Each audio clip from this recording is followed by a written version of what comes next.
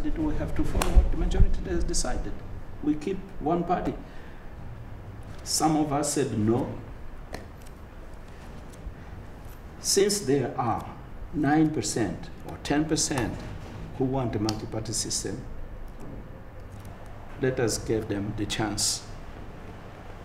So let us open up to multi-party system for the sake of this 10%, so that they may organize themselves and they have their voice heard in the way they want, so that they are not afraid.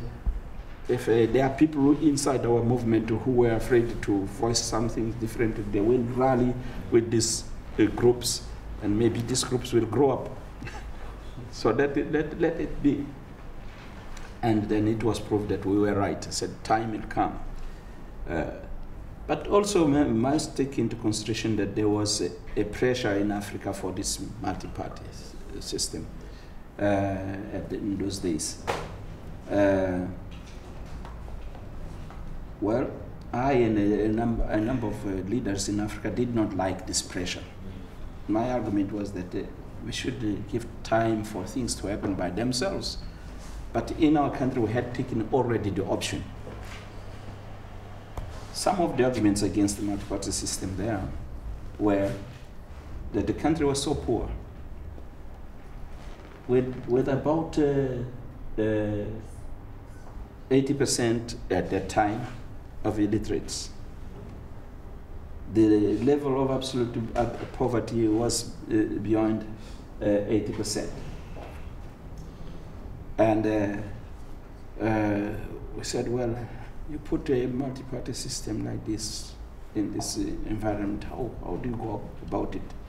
While we are here making efforts to change all this state of things, literacy, and what, education, and so on.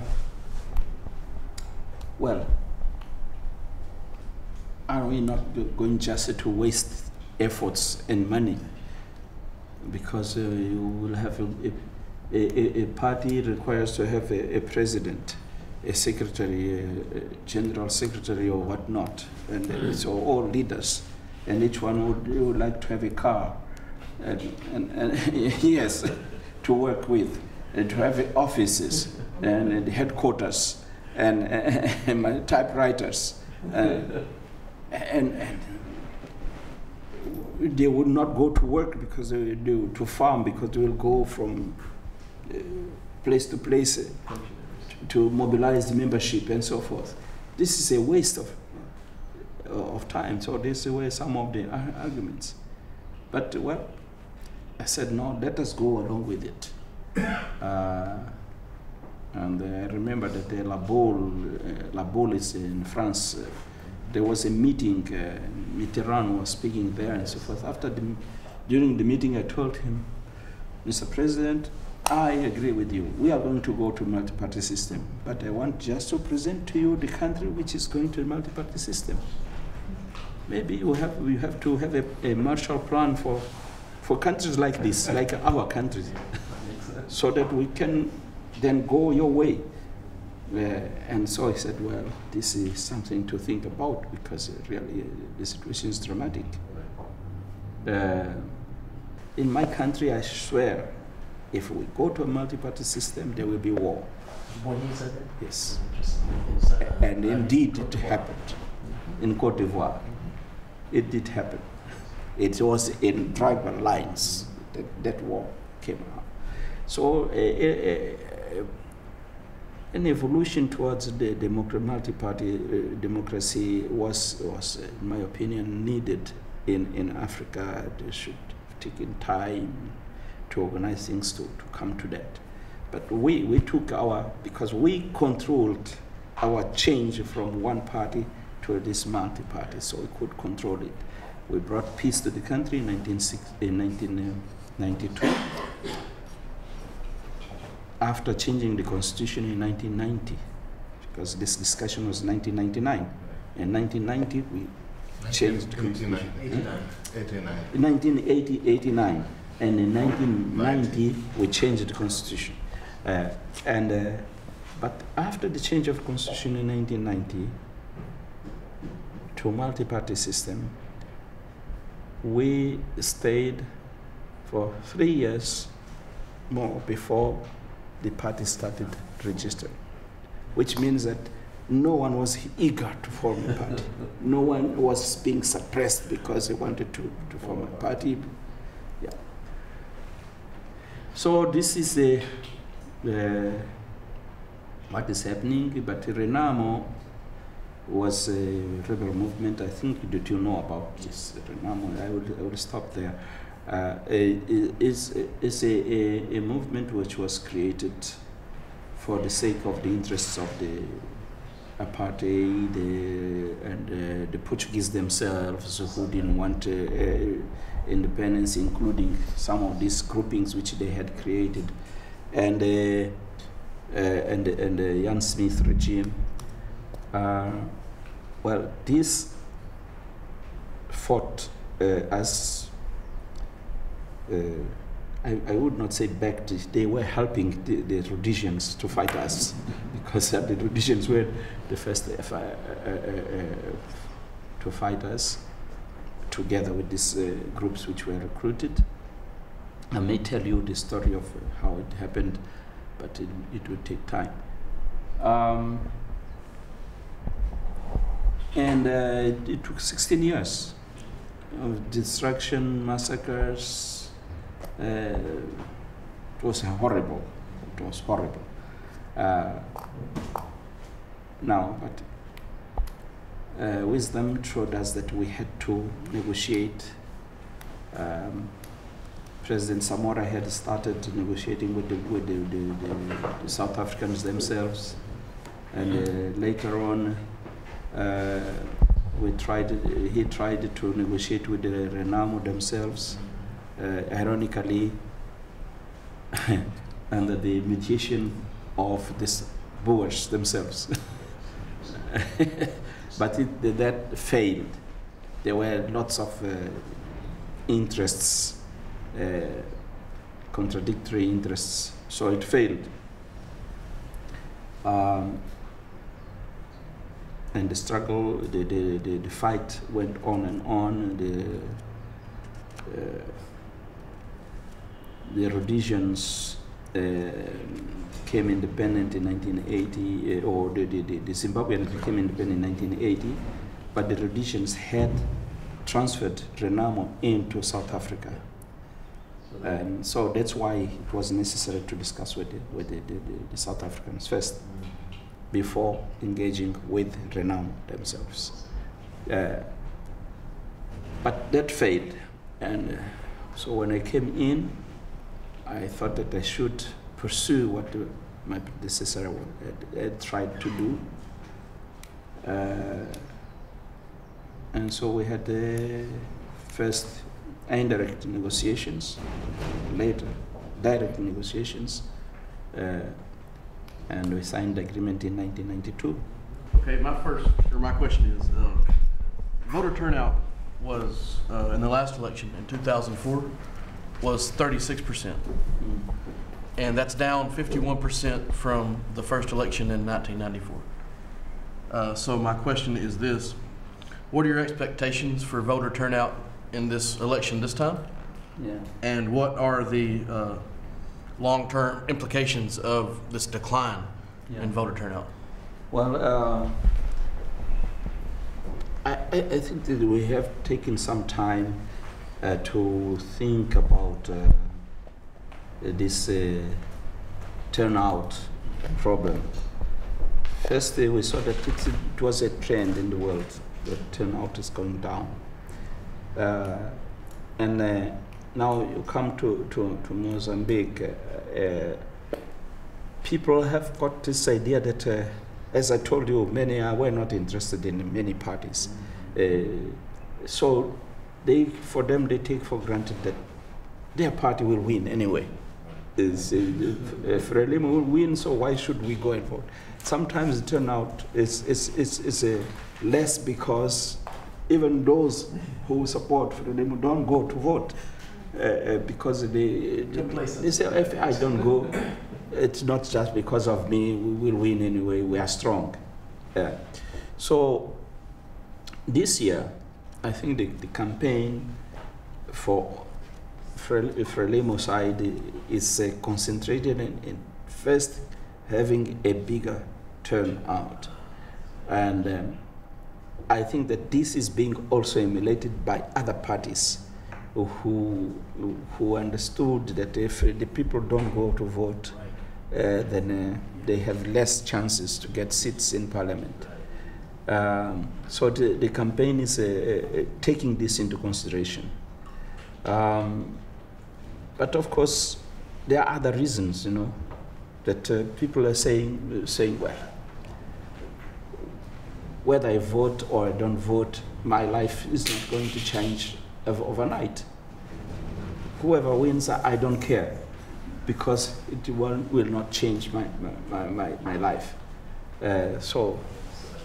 And some are busy in their businesses. You saw that many people are selling in the streets, selling there. So they say, why should I leave this and go and line up? And some of these go at the last minute, and then they fail to vote. So they don't want to stand in the lines for 1 day in order to vote. So these are some of the reasons which we have, but we have to mobilize the people to understand the importance of voting. If the decline continues, what do you think the implications are long term for democracy in Mozambique?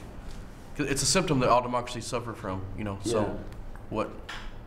Yeah, well, I think it would be bad if it continues to have this decline, but maybe it would be another sign to think that we are on a wrong path.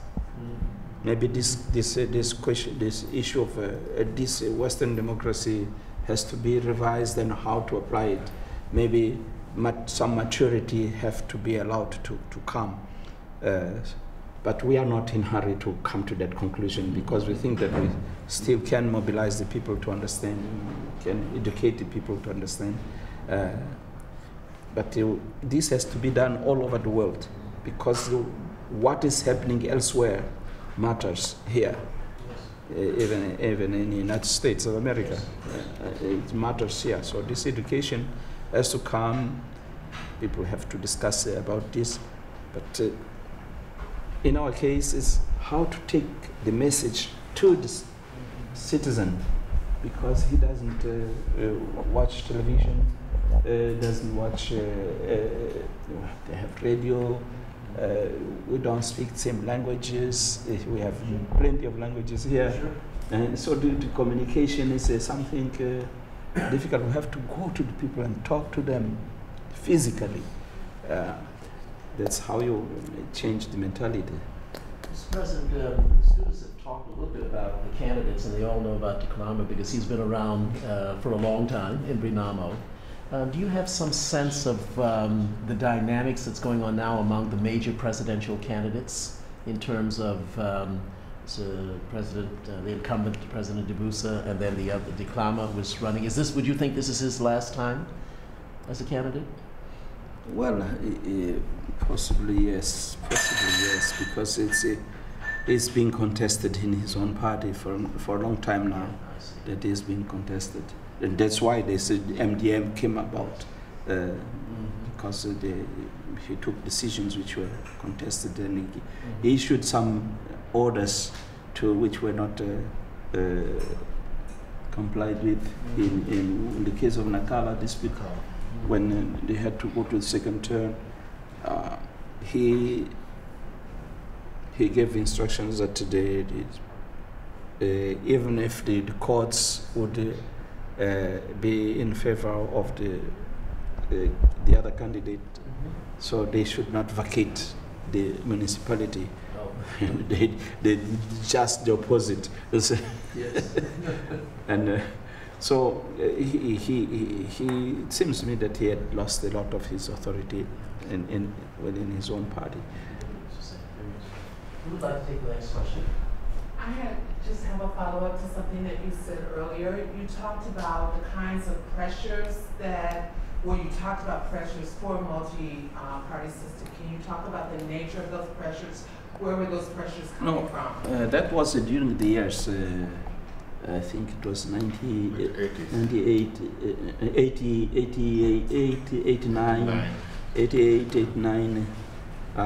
There was a lot of talk about Africa must adopt a multi-party system. And some, like Mitterrand, for instance, was talking very gently, sometimes contradicting, because he would make a speech for his own electorate in France and a speech for the Africans, trying to tell the Africans, no, we are not putting pressure on you, take your time, do it the way you like. But in Europe, they were telling people, no, we are going to support only the countries who show interest in going through a multi-party and so on. So some of the pressure were economic, and the fear of being isolated and so forth. And so there was a rush. Some of the countries did resist for some time, like Fort Wayne, as I said, in Cote d'Ivoire, and Sassou Nguesso in the Congo was not the first to jump. But we in Mozambique, we said, no, we don't want to be pressurized, so we take our own time, our own program to go to this. We knew that the aid would not come just because we became multi-party, and it would not come just because of that. But if we were not going to this, we would be forced in a time when we would be less prepared to go into it.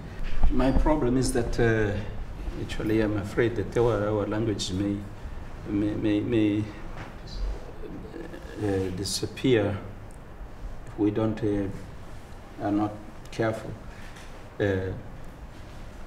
Very few people now take care of studying deeply the languages and to spread the knowledge about the languages. Our children don't speak our languages, especially when, in my case, like my case, when the mother speaks one language and the father speaks another, and we live in the center of the town and not at the periphery. So the learning of languages becomes difficult. So here we in the foundation, we are thinking that when we speak about culture, first is the revival of the languages, and to see to it that people get more and more interested if they are educated, and more interested in communicating in their own languages. Like, for instance, in Tanzania, they are educated, they speak English and so forth, but they speak in their own language. You go to Nigeria, they speak in Yoruba and so on. And you mentioned South Africa. When you go to South Africa, you find two black people speaking to each other. Normally, they speak to each other in their own languages, or Zulu. So this is what we would like to happen in Mozambique. But some resist it because they feel that this could eventually divide us, and that the Portuguese tends to unify us. But I don't share that point of view myself. I think that the culture is within the languages, where you have some sort of more identity, and even to compare the different tribes and find what is the commonalities they have, you find them in the languages. So it's a program which we have to take, but not to take this artificially, and that's just say 1 and 2 or 3 languages are the official ones. This can, in the case of Mozambique, can create some disturbance. But we have taken a first step is to study the spelling of the languages, how to write them, to have an alphabet. Up to now, we're writing our languages according to the way the missionaries were writing them. If you were under a British missionary, you write that way. If it was a Swiss missionary, you write that way. If it were Portuguese, you write that way, and so forth. So, and it is never perfect. That's why you find people saying Mondelaine, or some saying Mondane, and so on. And so we had to have standards of how to write the most part of the languages in Mozambique. And some think that this has to be written, and that's how we are going to divulge the languages and so forth. Again, here I don't agree. My point is that we should encourage people to talk, even if they don't write properly, but to talk the language. We should encourage people to talk. And then see where we can introduce in the schools the languages, even if at the beginning it should be a secondary language.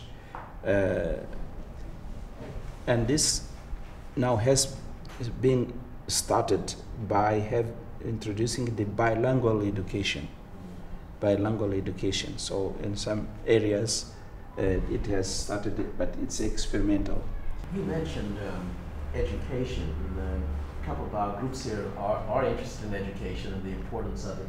Is that your group, Sabrina? Yes. You want to ask anything about it? I just kind of want to follow up on a little bit what Hannah talked about in terms of language and education. Without adopting kind of this primary language, you know, if you think in terms of standardization of textbooks and all the implications that you have when you have bilingual education, I mean, do you see that as you know, a major stumbling block for people, you know, for children going through education? Yeah, well, we would not have textbooks because, as I said, only now we have adjusted how to write the languages, the method of writing, to have the alphabet standardized.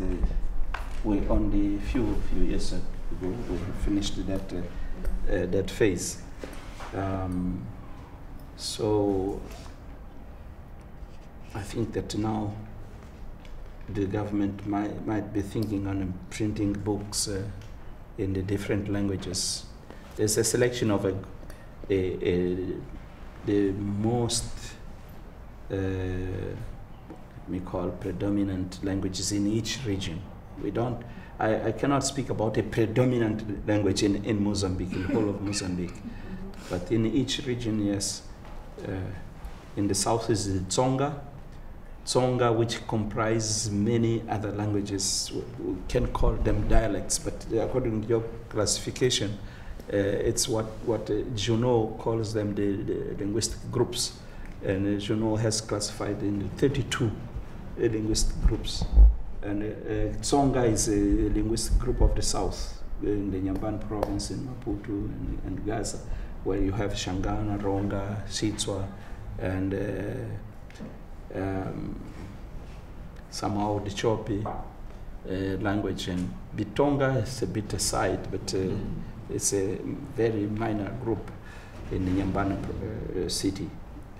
Well, our question is, in what ways has the Mozambican government responded to the HIV, the high prevalence of HIV and AIDS in Mozambique? Yeah. As far as we know that there was always a problem prior to democratization, but specifically, what has the government done to improve the situation? Yeah, well, we had this 16 years war of destabilization.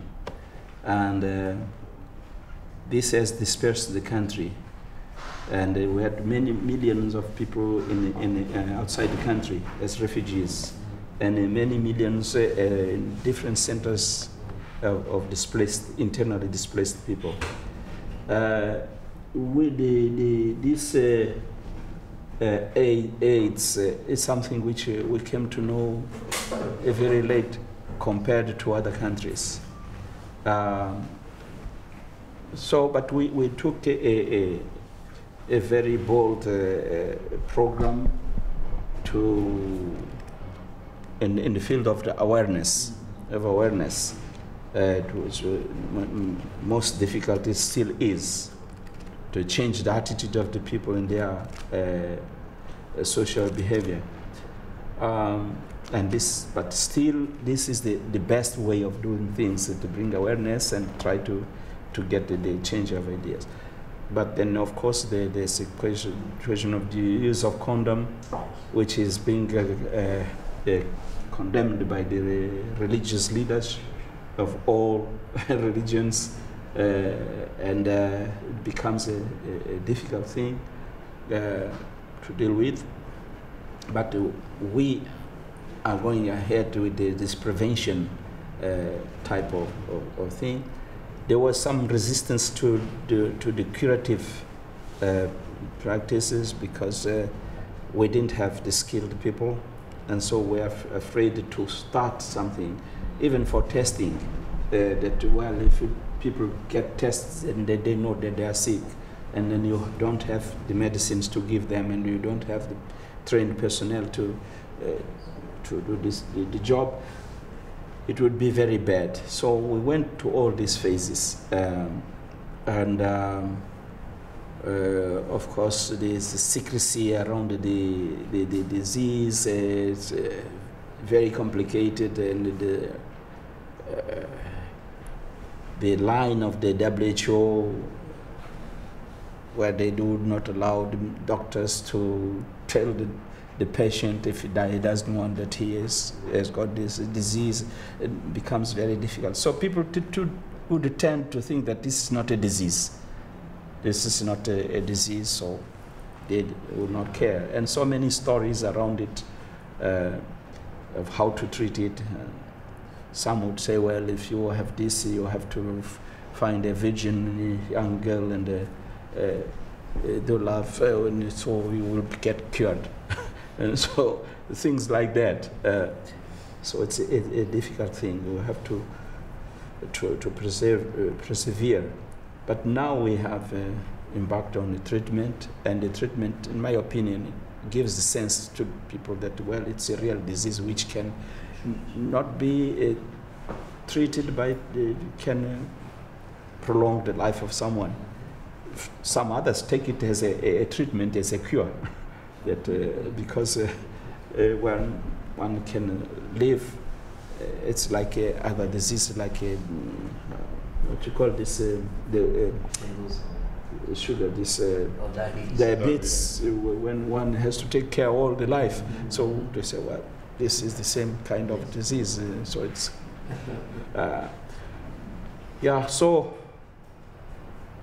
But how does it relate to democracy? It relates to the democracy because, again, it's a right for people to be taken care of when they are affected or infected. There's a right to take care of their children, their widows, in case of death of one of them. It's a, well, it has to do with all these democratic rights which people have, and the right to job, respecting the job place, and so on and so on. No discrimination. Yeah. President Chissano, thank you very, very much.